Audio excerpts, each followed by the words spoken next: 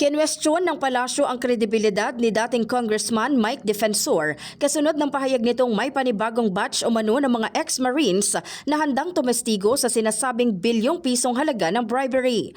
Ayon kay Palace Press Officer Claire Castro, kilala umano si Defensor sa mga talumpating nanghihikayat na patalsikin sa pwesto ang Pangulo.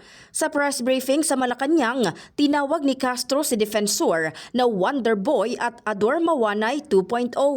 Si Mawanay ay naging star witness noong taong 2001 laban kay Senator Ping Lacson kung saan kalaunan ay binawi din ito ang mga paratang. Sinabi ni Castro na may impormasyon din siyang may isang operator umano na mula sa nakaraang administrasyon ni dating Pangulong Gloria Macapagal Arroyo ang kumikilos para guluhin ang mga issue. Dagdag pa niya, kapag sangkot daw ang naturang individual sa isang usapin, something is fishy. Mike Defensor, the known Wonder Boy. Marami sa kanyang talumpati ang naghihikayat sa ating mga kababayan na tanggalin sa pwesto ang ating Pangulo. Alam na natin ang motibo. Mike Defensor again, Ador Mawanay 2.0. Kilala ang salitang Mawanay dahil sa pamimilit di umano sa kanya na gumawa ng peking salaysay.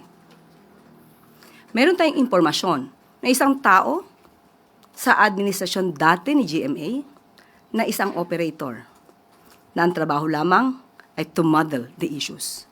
Pag ang taong ito ay kasama sa isang issue, something is fishy. Samantala, sinagot naman ni Defensor si Castro at itinangging nasangkot siya sa Manaway case. Pinayuhan din ito ang Palace Press Officer na maging maingat sa mga pahayag dahil anya, kinakatawan nito ang Pangulo at ang Malacanang. Giit pa ng dating kongresista, dapat umanong sagutin ng pamahalaan ang tunay na issue at hindi ilihis sa usapin ng personalidad. Nanawagan din siya sa Senado, Kamara at Office of the Ombudsman na magsagawa ng full at impartial investigation sa mga testimonya ng mga Marines at iginiit na transparency at accountability ang dapat unahin. In the heart of changing lives, ako si Brigada Maricar Sargan ng 105.1 Brigada News FM Manila, The Music and News Authority.